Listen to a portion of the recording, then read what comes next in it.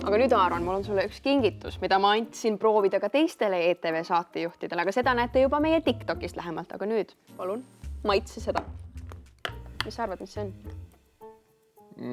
Pakuks, et rosina šokolaadikommid, aga kui ma siit pealt loen välja kiika kakat, see on ju, ütleb ette ära ju kõik. siis mul tekib palju küsimusi, mis asjad, pabulakommid või? No ma ei tea, proovi. Lõhnab nagu šokolaad.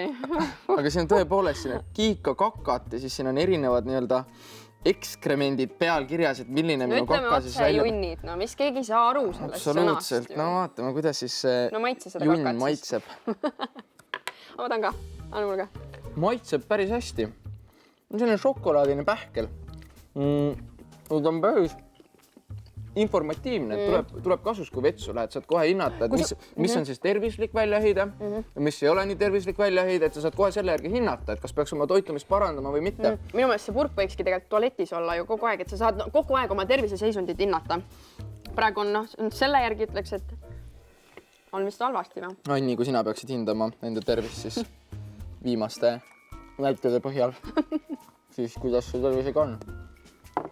Modellid ei Räätame selle meie TikToki kanalile. Tegelikult Muuseumi ühing jagas välja selle nädala alguses Muuseumi meene auhinnad ja Tervisemuuseumi kakakommid said väärika 3. koha. Päris hea. Päris hea.